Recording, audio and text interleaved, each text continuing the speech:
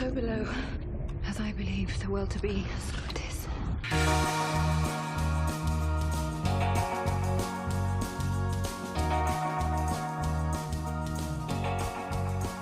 Welcome back, everybody, to the Unicast Company's Underrated podcast. I am joined by the homies today, Fred Torres. Hey, what's up? Derek McDuff. Hey. Ariel and Sergio Ortiz. Hello. Oh, and I'm Alan. Hello. So thank you guys for coming back. Today we're going to be talking about As Above, So Below, a horror movie that came out in 2014, directed by John Erick Dowdle. It's a found footage horror film. Not box office. Budget was $5 million. It got $42 million in the box office. And the RT score is 26%, so it's pretty low. It did fairly well at the box office, but didn't do too well with the critics. The movie stars Perdita Weeks and Ben Feldman. And pretty much the basic plot is an archaeologist is trying to find the Philosopher's Stone, which they come to find that it's below beautiful the archaeologist. Yeah. That's what it says. It's in the Netflix description. It's a beautiful archaeologist and her crew. Her beautiful crew. Let me fix it. I'm gonna bumfuck. No, I'm kidding. Archaeologist trying to find the Philosopher's Stone, and the location is under the catacombs of Paris. So, what do you guys think? I'll go first. Whoever wants to go first. You want to go? Yeah. You want me? Nah, I'll go first because you know when I go first, I always got something nice to say. All right, look, I can tell you right now, this reminds me of the Blair Witch Project. Yeah, right. I found footage. Right.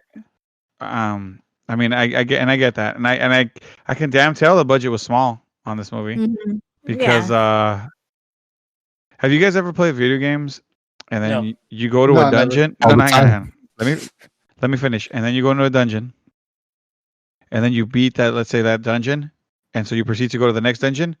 But oddly enough, the outside looks different, but the inside's always the same. Like you're still going left, right, left, all the same. That's kind of like what this was. So every layer was the same damn layer that I just saw. Where like you got to go through the tunnel again, and I like the way they explained it. Like I get they explained it like, oh no, it's a mirror image, and that's why you keep going down. And I will tell you, this is the only problem I had. Now, it felt like it took forever for them to get down, and then it felt like it took them forever to get past the Philosopher's Stone to the area, near the end of the movie. But when she runs back, it takes her like 2 minutes to get back to that spot. I had an issue with that. Oh, it's like the Skyrim dungeons. It takes you 5 hours to get through the dungeon. Yeah. And then when you fight the boss at the end, the fucking exit's like right next to the boss's corpse, and you're like, oh, there it is. No. The exit was fine, but I'm saying like she had to run back because she's like, I have the fake Philosopher's Stone. Yeah. I was like, this man's gonna die, but she took her like not even. Oh yeah, that's what it was. She hit somebody with she pushed one of them down, but I'm saying it took her only like 2 minutes to get back. Yes, she fast traveled. I was a little bothered by that. Not like it was a big thing. I'm saying I got a little bothered by that. I just felt like, oh shit, But anyways.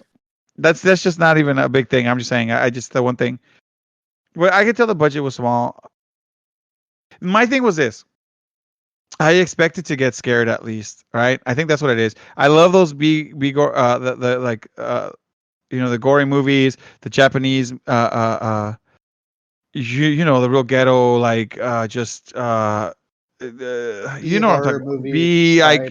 B was really high, maybe D, E, F, I don't know, maybe a Z. But they get limbs cut off, things look fake, and and there's just like practical effects, but they look really cheesy because they don't got a lot of budget, and the blood comes out. I'm all good with that. Like I don't hate what this movie did. I just did not. I don't know, man. It was I felt like it was trying to be scary instead of embracing that B horror thing, but it wasn't scary at all. Like I never once there was no jump scares for me there. There was no oh my god, this guy's scary. And then when they start facing their fears, and I was just like, man, I never fucking got scared. I guess that was my issue. I just never got scared. I was like, it's not a terrible movie, but it's not that awesome. Especially because it's supposed to be a horror movie. So I expected, I was like, they're at least going to get me once, or there's going to be something where somebody's going to be like, or I don't know, something to pull me like that. But it never hit those marks. the story was cool. I liked where they were going with it, and I really had. I guess I had really high expectations. Because what was that other movie that we did? The one with the aliens from the outer space and shit. I don't know, the pyramid thing where the guy ends up becoming a god. The Void. I was gonna bring that up. The Void was a better movie in the sense of the same style of stuff. No, hang on, no. I know, because obviously, like I said, like I'm saying, like with a small budget, like it did a better job in that one. Obviously, like I'm not trying to say one, it's apples to oranges because every movie's a little different, right? But I'm just saying, like I feel like that one did better with its indie smallness, and I don't even know who did this. I'm not saying they didn't do a good job of what they had. I'm just saying I feel more with a Void at this point now. I don't know how I can't even remember how I felt when I said the podcast because I probably said the same thing that it didn't really scare me. But I feel like that movie, if I watched both side by side, I'd be like, that is a better movie than this. But that's not to say that this isn't an okay movie. But it does make sense to me why critics gave it or why it got the score that it got. But I also do understand how it could make a good amount of money if people think it's a horror movie to go watch it. Now, I don't know when it came out, but if it came out around Halloween, this thing could have made gangbusters, and it was only a $5 million movie. But that doesn't make it a good movie. Of course. One little thing real quick to kind of say. The reason why I picked this one is because we kind of had this big surgence of like found footage horror films after Paranormal Activity came out. So I kind of chose it more on the lines of like, what's a really good underrated found footage film? I didn't want to compare it to like The Void or any other horror films I brought up because, you say they're apples and oranges, but the genres are different. Void is more like Lovecraftian kind of like unknown alien horror, while this movie is more like a paranormal kind of demonic, even like alchemic kind of found footage film. Okay. Then I would say the Blair Witch did a better job than this did.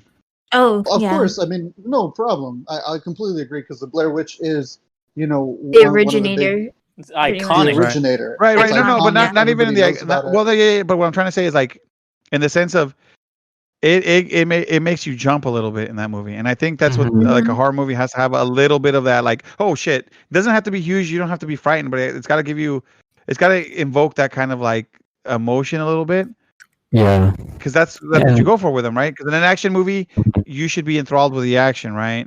And a drama, you should be involved in whatever the plot is, the drama plot, right? So every movie has to have a certain standard that it has to hit. It just in my feelings, like I said, I'm not, and this has nothing to do with you guys, but that's where I'm going with. Like, this movie just did not scare me. Did it have good points of it? Yeah. If you wouldn't have told me it was a horror film, I probably would see it in a different light. But I'm judging this as it's supposed to be a horror film. Yeah, and that's what I was gonna say too. It's like it is found footage, and a lot of found footage is supposed to be horror. And with this, I think where it lacks in its horror elements, it kind of makes up for it a little bit in its sort of adventurous, very like Tomb Raider-y. If Tomb Raider was like a little bit scary, like the whole like puzzle solving and the adventure element of it, like plundering the freaking catacombs. I was like, this would make an amazing escape room. This would be fun to do. Ooh, that would be fun. I'm all about escape rooms. Well, not recently. So, I mean, some of the horror was, pretty hit or miss. Like, especially with the editing and some of the jump scares, it was kind of cheesy. It didn't really make me jump at all. Like, it didn't make me, I wasn't really scared for a lot of it at all, actually. But it was, and like, I really enjoyed that kind of adventure and the world building of it in a way where, like you said, going back to parts of the catacombs that they've been before and just sort of seeing where it goes was kind of interesting.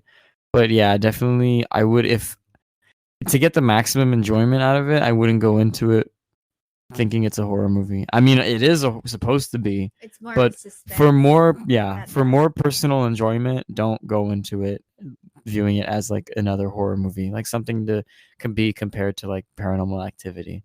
Yeah. One little thing I want to say.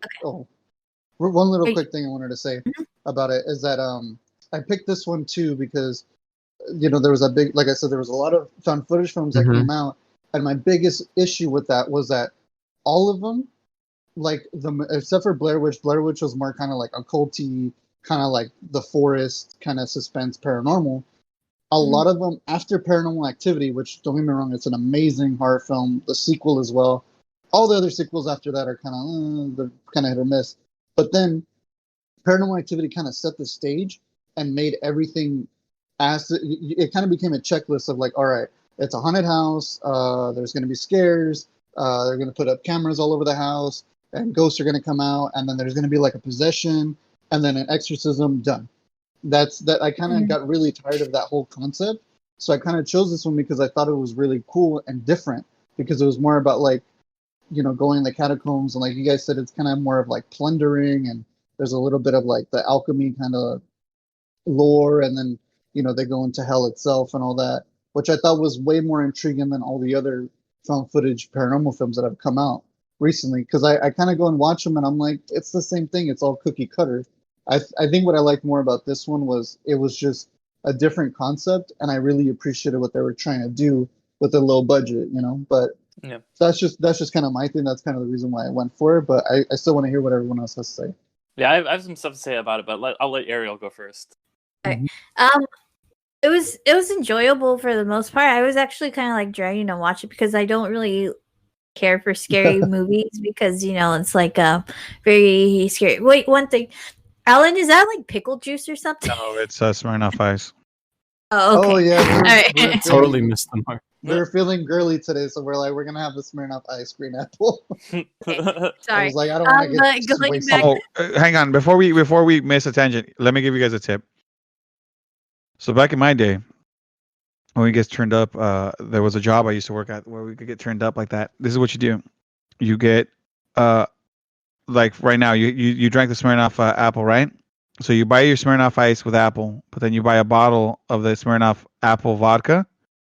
You take a few good swigs out of the Smirnoff Ice, and then you put it in, and you make a strong ass, good ass, Smirnoff apple or whatever flavor you're choosing. But just go with that. And one, you don't have to buy that many Smirnoff Ice, and two, the Smirnoff flavored vodka is normally pretty cheap, anyways. So you do that combo, and you guys will get turned up with less alcohol. Here's another good one.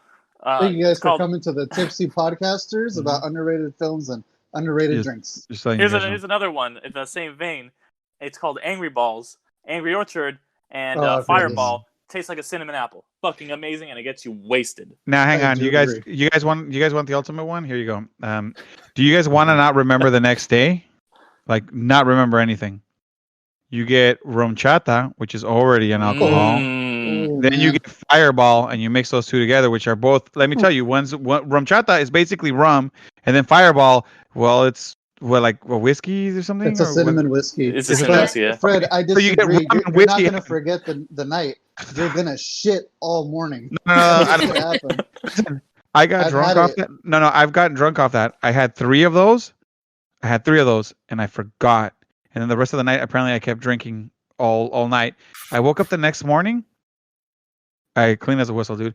I woke up like I've never woken up before in my life. It was the best sleep I ever had. I didn't even realize I got home and slept. So I'm just telling you, when I woke up the next day, I felt like a new man. Like I felt rejuvenated. So if you just do not want to remember what happens, just do those. Do like three of those, and then you're never gonna remember what happens to the rest of your body.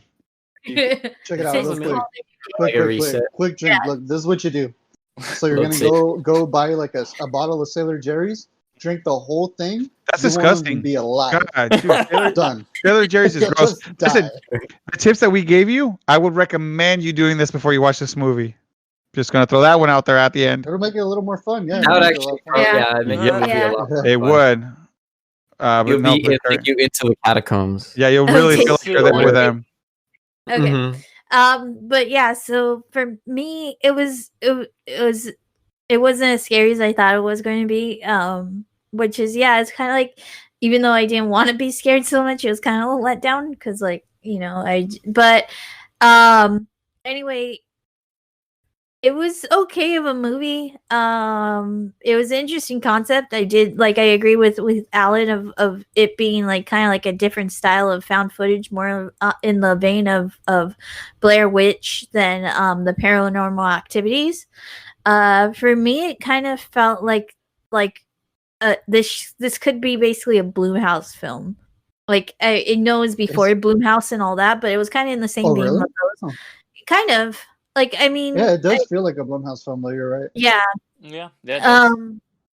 Like if you like those kind of movies with Blumhouse's horror, then definitely it is up to your speed of it kind of being a bit more like suspenseful than actual like scary moments. There was like a few like like with the found friend that was supposedly down there for 2 years, like him suddenly kind of jumping, like that was kind of creepy. But then when you go back, I'm like, wait, what was that? Like it loses its creepiness. So it's kind of like it's good at initial like kind of like moments like that, but then when you like go back to like when usually those kind of moments like call for like wait, what was that? It kind of like loses the appeal a little bit, I guess. But for me, like I was like kind of there was a lot of cheesy moments, especially with the exposition at the beginning, like that, and then you have the main character very unlikable, like you know, like 5 minutes into this, I was like, this bitch kind of thing, and then you end up like the character that you root for is kind of George, that kind of like gets just sucked into this problem that like why but you even then is kind of like you're okay, this is a character kind of thing, but like that's the closest that and then a bit of the main French guy, I guess you could say, like the one that was actually like the main tourist Papillon? guy. Papillon. I love that guy. Yeah, you kind of feel for him too, especially when and the whole it did take me by surprise, the initial like oh shit moment of them going through like the bones and then literally coming out at the same point, and like okay, this like it kicked off like oh okay, like that. I did like how it kicked off in that way of you thought that okay, they'll eventually catch up to the shit of like all the crazy stuff, but then it to just like the normal path kind of being dropped and then dropping them into like this fucked up path where people disappear and all that. I enjoyed and then I know like at the end it was kind of like a bit of a like oh okay when they opened up the final door of like and it looks like a void and you're like oh shit, like they didn't get out, like this is hell, like it's done, they're done, and then they like oh it's just a street, oh okay, they're out. Kind of yeah, and I'm not one for bleak endings, but I felt like this kind of like would have benefited from like a bleak ending, like yeah they tried their best but still it's like frivolous, like kind of like The Void, like it's just a frivolous ending. I think the issue with that like I completely agree. I would have liked a very bleak ending, but the thing with these kind of like found footage films, I think they kind of wrote themselves in a corner because they're like, well how do you find they wrote footage? themselves in a hole. How do they go to hell and get the footage or wherever they were? That's the biggest kind of problem where you're like, most of the time they're like, well, this house was haunted and oh, there's some tapes on the floor. Can I throw one thing out there that I could have seen is, so you guys notice that you follow this chick follows the camera guy around, right? Like he gets to see her a lot. Yeah. Right, and then she's down there singing, I think at one point. Oh, the girl in the white, right? The girl in the white, and then it looks like she's singing. Okay.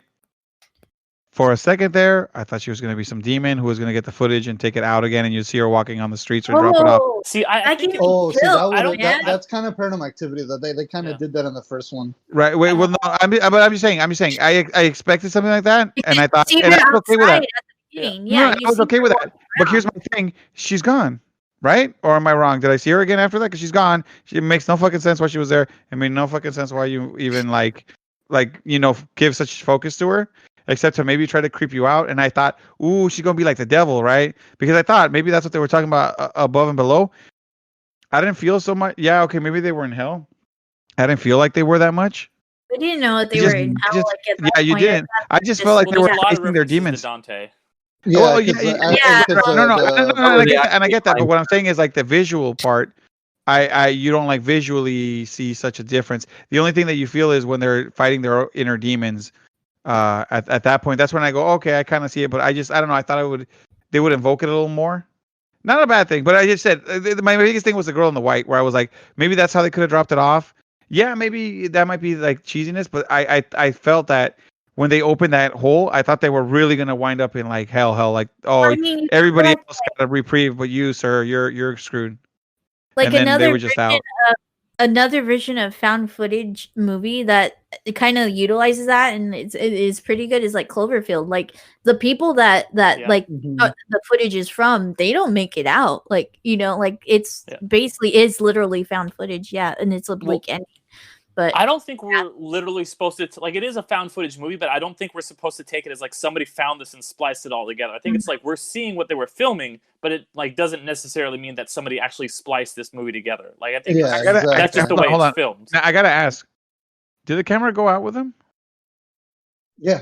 Yeah. Well, they come out of the sewer, and then they kind of just leave or whatever with them. Okay, because I couldn't remember. Yeah, I don't think like somebody found this, like, you know, these tapes. Because the way I thought about it, because the way I thought about it was at the end, you were seeing it from their perspective. Like, even though there was a camcorder, at a certain point, you know, the cameraman dies, the camera's just kind of flopping around. I just thought that the idea was it was a documentary, but what you're really seeing it is through the perspective of the people. Yeah, that got out, not the footage itself. That's why it's not spliced. But at the end of the day, what you were seeing was these people, just the medium, I guess you could say, was like it was going to be the documentary part, and that's why it flashes to it. But then it goes back to them being themselves instead of just being through the footage the whole time. Because you see some footage, but then it'll go back to them in the real world. So I was assuming just it's more of a plot device saying that it's that. I do think that the found footage really works for horror movies in general, because horror movies are so intimate and personal, and like you are like kind of just in this person's POV. They're like not these grand movies with epic like sweeping shots of like, you know, a big monster in the sky or like a grand horizon or a war. They're usually very tight, and like, you know, the whole thing is you're looking from one person's kind of perspective at something that's very scary. So that's why found footage, I think, in general lends itself very well to the horror genre. But unless you had anything else to say, Ariel, I really want to go into my thoughts on this movie. I just want to say, even though she was kind of bitchy and like pushed people way too much, I was a little redeeming factor was that she was always the first one to go in. Mm-hmm. So if anything did happen, it would have happened to her. So I was okay with it. But yeah, still like she like you know, those characters, like she just brought people to their death, you know, kind of thing, and just appreciate also that the black dude, the person of color, wasn't the first one to die. Yeah, that was good. But it wasn't. Yeah. Okay, go ahead. But yeah, I fucking loved this movie. Like I'd never heard of it. I knew it was probably a horror movie because like when I started it up, I saw like the poster, but I didn't want to like read into it or anything, like didn't want to know anything about it. And when I started the movie, I thought it was actually going to be more of an adventure film based on just kind of the beginning. Then this movie really, Alan, I'm so glad you recommended it, because you ever watch a movie and you're just like, wow, this feels like it was made specifically for me, because there's all these things in this movie that I'm like, that's just something that like it just checks my boxes, you know, like shit that like I just happen to like in movies. Like, oh yeah, like it's like an adventure story where they're going to find a thing. I love movies where they're always after some like epic thing from like history or like, you know, mythology, or like in this case alchemy. Like I love whenever the Philosopher's Stone shows up and stuff, like in Full Metal Alchemist or Harry Potter. So it was really cool to see it here. And it kind of jumped like so many. I don't know if it was a good thing or a bad thing, but how it jumped so many like different, like, you know, crusades, and then like Egypt and like kind of like all these I things. Really like that, because it was like all these cool like Dante references. And yeah, I think I'm okay with that, because, you know, like, well, Assassin's Creed kind of like the series has kind of done the same thing too. Of like it started off as like Crusades, Templars, and all that, but it's like expanded. Like, oh, there was all these moments and stuff. But yeah, so that's like a personal thing for me. And there's like a lot of things in this movie that just feel like personal things that I would really love. And if I was making a movie, if I was making a horror found footage movie, it would maybe end up a lot like this. because I also do like found footage stuff in the horror genre specifically. I really like it a lot more than you guys were talking a lot about Paranormal Activity. I really don't like those films because I feel like they just kind of rely a lot on horror films and cheap scares. And like you guys were talking about how this movie doesn't scare you, and I didn't get like scared necessarily either by it. I don't really like. I'm just kind of like not a person who gets scared by movies or like not scary farm stuff.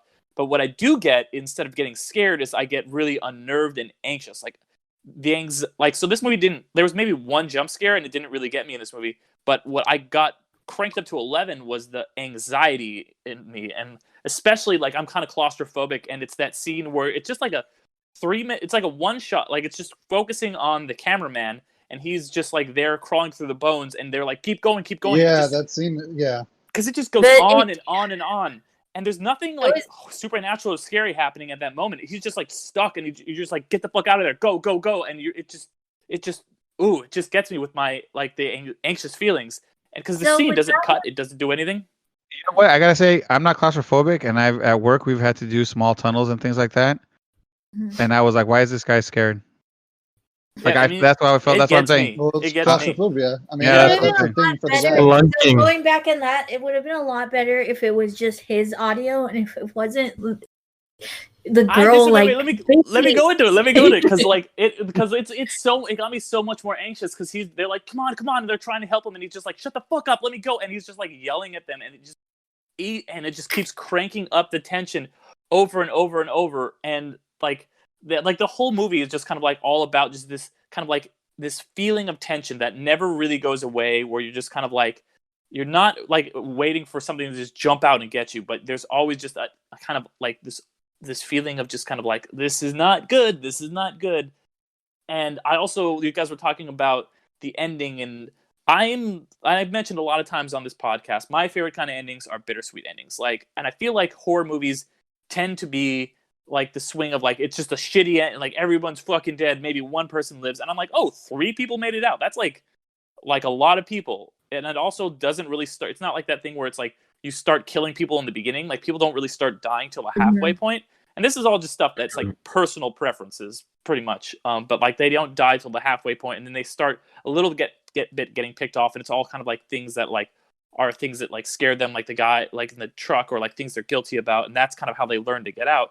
One thing that I think is the coolest thing about this movie is I really like those, like I'd mentioned, I really like, like we're on these quests and we're looking for, the Philosopher's Stone, or, the Ark of the Covenant, or whatever it might be. And those movies are usually adventure movies. They're usually action adventure movies like the Indiana Jones movies or the National Treasure movies or something like that. And it was really cool to see this kind of Tomb Raider. Tomb Raider, there you go. Or like these tropes that are from a different genre, put from the adventure genre, put into the horror genre. And I really liked that, how they kind of like turned that on its head. And I would really like to see more movies kind of like experiment with that and take, something from one type of movie and just have it in a totally different thing. Like, oh, here's these tropes from an Indiana Jones movie, but now we're doing it in a found footage movie where we're making our way through hell. And, if you're like a fan of like literature and mythology like me, you'll catch all these references to like Dante's Inferno, because there's a lot. Yeah, that was the biggest thing that I loved, is that like that's where I immediately knew they were in hell. It's like, all who enter ye abandon hope, or whatever. And like so I immediately was like, all right, I'm in this. I love hell. This. And here's the thing, I get those things, right? But I'm just saying I would have liked to see a little more, because I played, like, if you I don't know if you guys ever played the video game Dante's Inferno, which was I read the poem. No, the video game. If you guys have never played it and you guys are really into that stuff, I cannot recommend it anymore. Like, the game was fucking badass. You go through all the levels of hell. You get to see everything. You see, you fight unbaptized babies. I mean, everything that you hear that. No.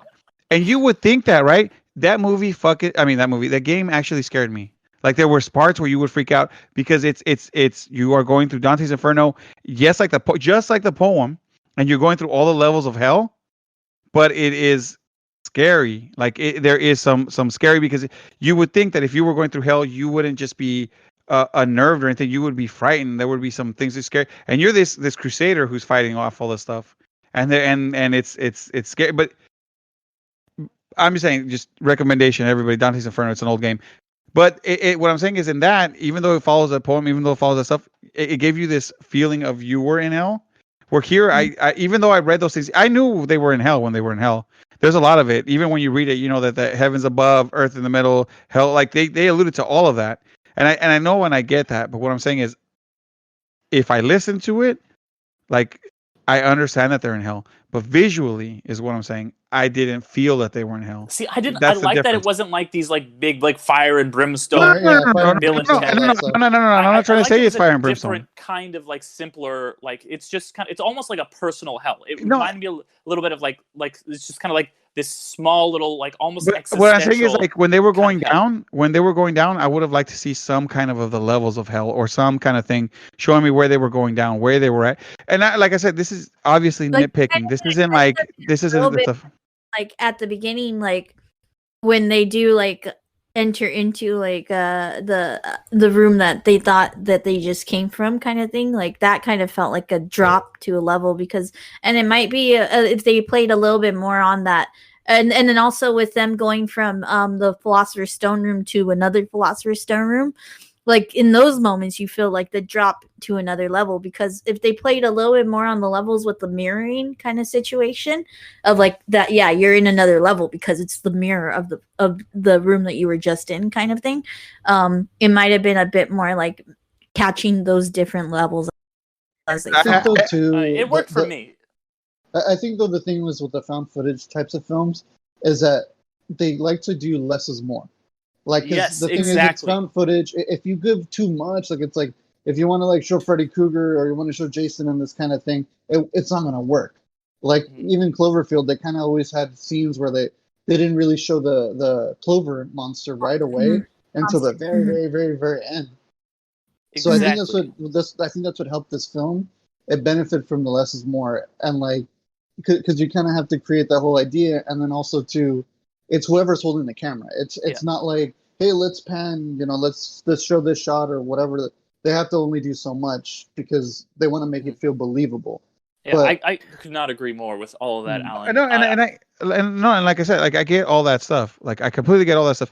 I'm normally these movies aren't my type of gem. You know what I mean? But I'm still on the thing that I think this makes a better, like maybe suspense movie and just not call it horror. I'll be 100% honest, and I think that's the thing that I get issue because when we watch these movies, no, hang on. When we watch these movies, I really try to go into the genre of the movie that it is.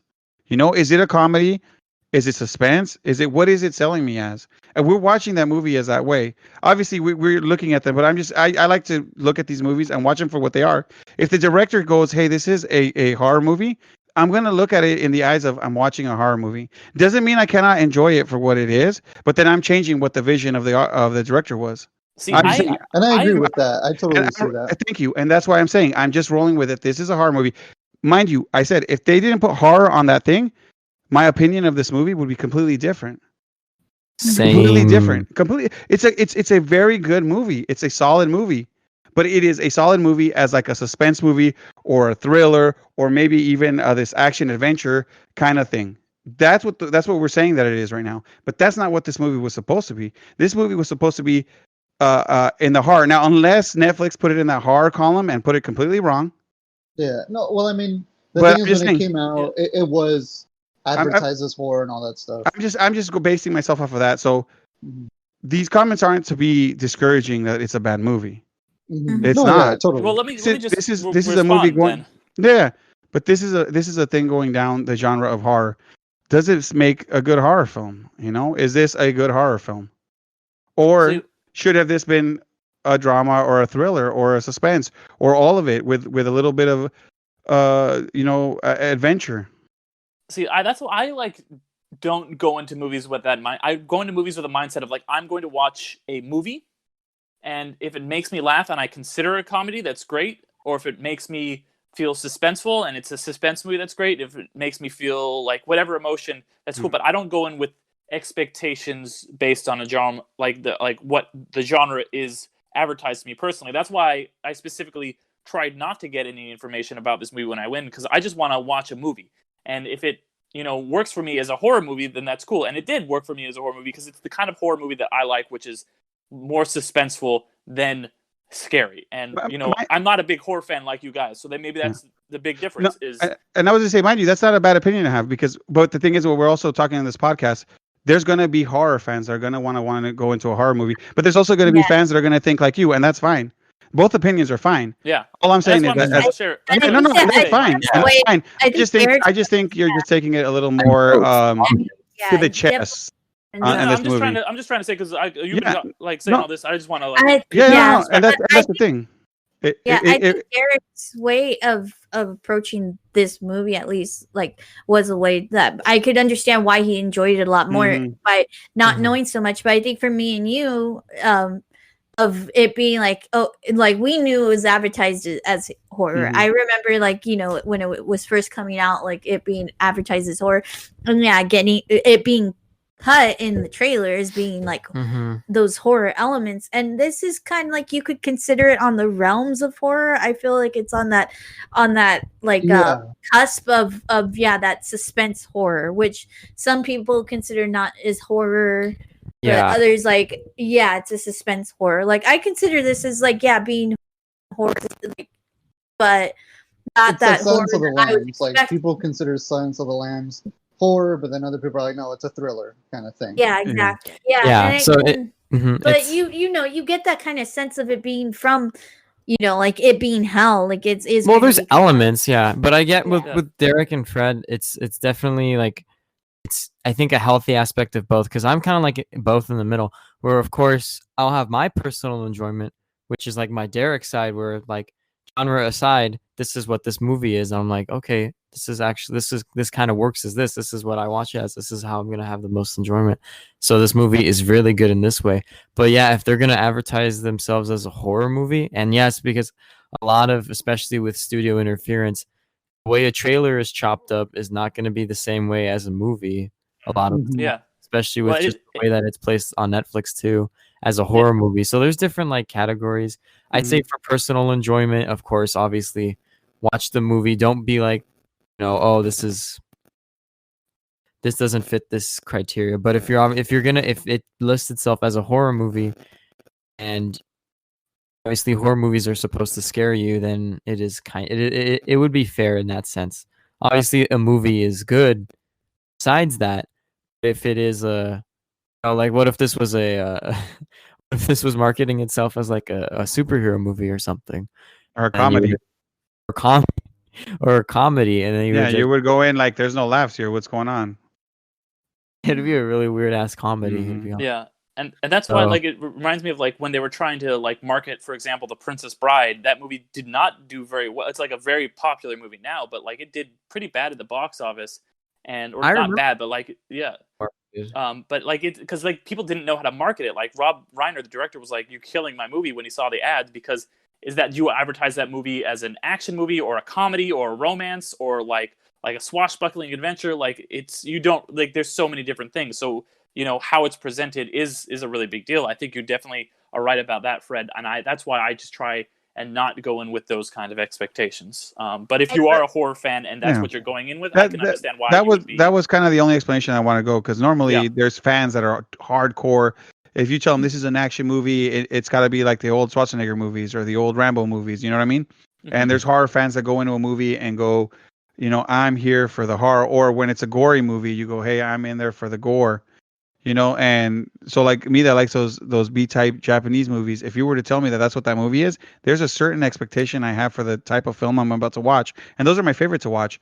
And if I go to watch it and it's not it, you kind of get disappointed, or like you kind of feel like, oh man. And the thing is, here we talk about these movies, right? We're going to go over them. We're going to speak on what they are. We also should be able to inform the viewers, hey, it might have the horror genre in it, but don't go thinking that it's gonna be like, you know, it's different. It's a different type of thing. Yeah, it could have even been anything else. Like, and it's not a bad thing. It doesn't make it a terrible movie. But as a horror movie, that's why I made my opinions. As a horror movie, I expect certain things. Like I said, if you go in to go watch a comedy, you expect certain things of a comedy. If you go watch a drama, you expect certain things of a drama. If I didn't know that this movie was a horror movie, I could have gone in differently, but Alan told me it was a horror movie, so I already expected. And I've seen Alan's horror movie picks sometimes, So I expected a certain something from it, and it wasn't there.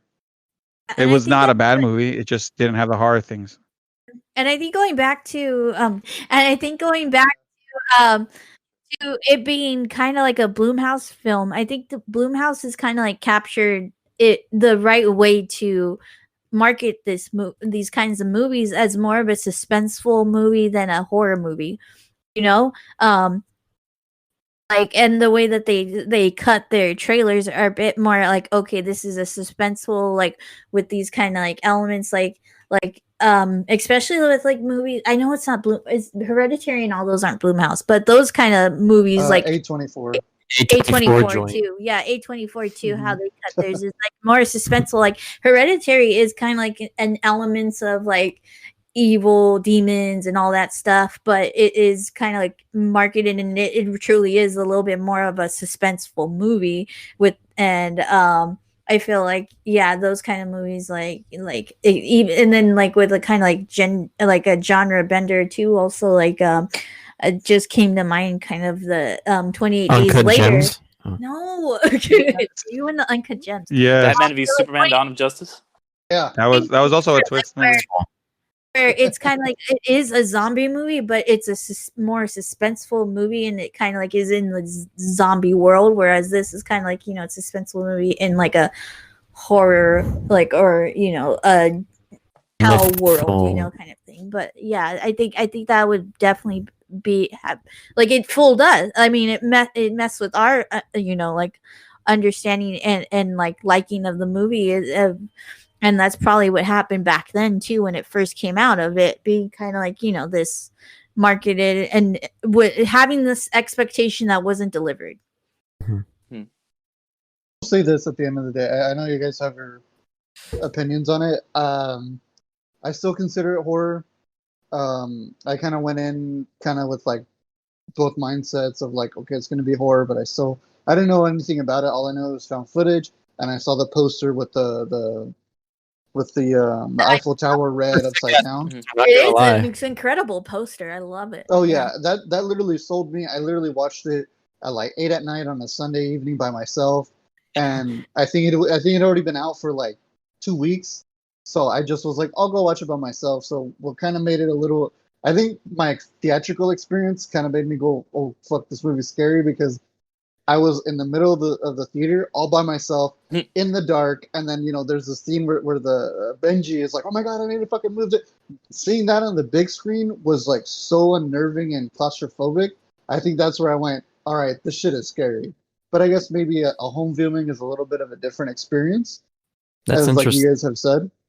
Yeah. Yeah, I think this is one of those films that Okay. the theatrical and home viewing can change it as well. I could see that, maybe with a booming sound and stuff like that could have made a difference. Mhm. See, I feel like I usually would agree with that, but like with this being a found footage movie, like I feel like, and it being so claustrophobic, and if you're in a small like space and watching it on like not a huge screen, I feel like that could also benefit. Like I don't know, like because I didn't see it theatrically. I would really like to now and compare the experiences. Yeah. But yeah, no. Well, any last thoughts on it? I mean, I just works for me personally. Yeah, sorry, no, that's all I wanted to say. Ariel, go for it. I think for me, if don't go in expecting like a like deep horror movie, like expect that fringe horror, of a bit more suspenseful horror, and like I said, like more like a Blumhouse like kind of horror. I feel like or not really like a little bit more horror than a Hereditary, but kind of like that. Say, think of Hereditary. I know that, but I mean, it's just like it's gonna say, yeah. it's not like Hereditary. I say, go in thinking it's like the Da Vinci Code or something like that. You know, where there's like stuff. Oh, it's way better than Da Vinci Code. I've never seen either of them, but I'm just saying, bad movies. from what I've heard of people, I'm just saying, just go thinking like that. There's some intrigue. There's some stuff that it does have that kind of like vibe of like, ooh, there's like some, you know, we've got to find this thing, but like you know, if it's like the same thing, like those are action adventure movies, whereas these are like, you know, found footage horror movies. And yeah, I like when movies flip the conventions of a genre. Yeah, I would say go with it, not thinking that it's would think of it more like a suspenseful thing, and I think you might enjoy it more. Like at the end of the day, you know, for people that are like big horror fans, and maybe that's your thing, and you're like, oh wait, what's going on? Just go with thinking like suspense, with a good story. And I mean, the story I thought was great. I mean, the Philosopher's Stone story is great. It's just like I said, go with the suspense thing, and then I think you're gonna at the end of the day, you'll come out looking at it with a better picture. Yeah, I would recommend for sure. I think Sergio, Ariel. Great character study of a narcissistic sociopathic archaeologist. Yeah. Who doesn't Just like Indiana Jones. Just like Yeah, Indiana eloquently Jones. put. Yeah. Tomb Raider. Did you say beautiful archaeologist or beautiful Tomb Raider? Beautiful Tomb It said Raider. beautiful Tomb No Raider. fucking way, really? Go to Netflix. Yeah. Mhm. We were, It's we, because I already seen it. We were rewatching it, but I didn't have time to finish it. We're gonna finish it right now. We already had seen it a couple times, but I'm gonna like make sure and take a picture of it and I'll put it on. I'll save it and put it on Instagram. I feel like the people who make the Netflix like descriptions and like logos, like they fuck around. Like if you notice, like if you see, like I was looking through Community and like the episode where like Ken Jeong like is the teacher, like one of the episodes where he's a teacher and he's like looking at like the little note. I'm like, that's the meme. Like they'll just like put pictures like of the previews as like meme pictures and shit like that. And Like they change. Like the title cards of on Netflix like constantly change. yeah. It's different. Like yeah. Yeah. Yeah, But I no, mean, but if you're definitely- looking for Well, a suspenseful movie, yeah, definitely for me. cool. Well, thank you everybody for listening. Go on and check it out. And yeah, it's on Netflix. So yeah, it's on Netflix. Also, I think we forgot to mention our previous one, Haywire, the previous podcast that came out. That was also on that's Netflix gonna be as next. well. Yeah, we're gonna do them backwards though. That's Okay. next week. Then Haywire Haywire also. It's gonna come after Well, this at least one you now is know on if you're Netflix. gonna go watch Haywire, if you're gonna listen to the podcast. After this one. In 2 weeks. 2 weeks. It's Yeah. on Netflix as well. Yeah, well, thank you so much, you guys. Also, remember that we have a couple more podcasts as well. We got Derek's Gateway Episodes podcast, and then we also have Ariel's You Haven't Seen. You've never seen. Oh, you never seen, sorry. Look for the screaming 50s woman in green. Check us out on YouTube. We got our YouTube channel up now. Now you can see our pretty beautiful faces and be able to see who we are and know who. Yeah. Yeah, that way you guys Yeah. can see us and know whose opinions on what. 8K, not just I'm not sure. 4K, maybe 720. I don't know. Some 240 K. 360p. There's a K in there somewhere. I think like the 2K, maybe 8K. Series Z. 2K Sports. What? Huh? What happened? He sounded like a Travis Scott music right now. He just blew out the microphone. Go get the Travis Scott now There you go. and watch As Above, So Below. There you Yeah. go. All right, guys. Well, thank you so much, you guys. Come back next week. Listen to us. Go on Instagram, Twitter. We're on Apple, Spotify, YouTube, everything. Go check Anchor. it out. Like us. Anchor. Google Podcasts. Which is going away, maybe. Google Podcast, I think, is disappearing. Whatever, doesn't matter. Is it really? Yeah, I they'll think so. they'll probably merge it to They're something going to else. come to something else. Actually. Whatever the Google, whatever you are listening to on the Yeah. apps of the future will be there.